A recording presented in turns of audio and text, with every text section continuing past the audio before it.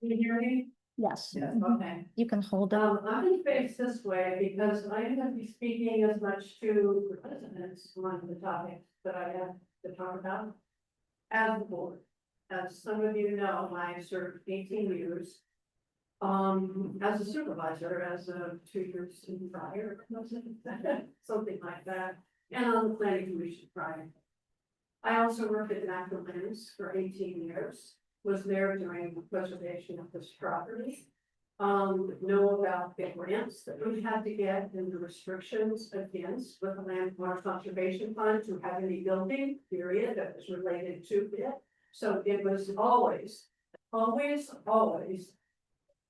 from the get-go, the thought was never that we were gonna preserve that property as part of preserving the open space and finding the funds for that. And I think it was wrong for somebody to call all of the media with wrong information. It's hard enough for us as residents to find out where the truth is here and what's going on. But that part of it was wrong. In a group of, I know who called, I know why, but it confuses the people who pay for that property and are paying for the property forever. And to say that that was going to be preserved in any way is wrong. The thought was a separate entity, a building, a structure, and we would figure out what to do with it. But at no time, when I was on the board, did we want the township to own that property, that building, sorry. And people need to know that. And I have enough history with another historic commission. We have been here before. This is not the first time with some of the historic members, and they're giving the historic commission an opportunity to reapply. No, that's not acceptable. These historic commissions play a fundamental role in our order of history. I understand that. There should be a law protecting historic commissions. Sorry. You can believe what you believe, but I'm going to tell you that there are the historic commission has done some excellent work over the years. There is no doubt about it. They have done some amazing work. There is also a challenge in dealing with them, and it is wrong to presume that it's the board's inability to get along with them. It is more correct to say, and the person who knows what they have been trying to express to the commission through that person. And they are saving putting names out by not telling you exactly the legal piece of what's been happening.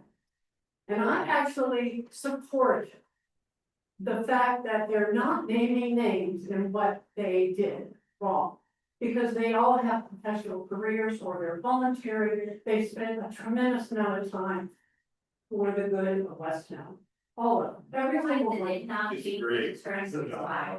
So to me, I have a little bit of history working in the township. With natural lands and, I also volunteer with the Chester County Association of Township Officials with the municipalities of Chester County. So it's not that I'm uninformed, but I can tell you that sometimes the supervisors cannot chair the executive sessions, which are for the good of the people. Sometimes. So sorry, I am really sorry that good members are part of this and have to go through this. Really, if there was another way without getting into legal complexities, I don't know it, honestly. So, and I don't know the story, but I know enough to know from my experience prior with dealing with a part of that commission that it's not the first time. It's not about not getting along. It's about more than that. It's more. So that's all I can say.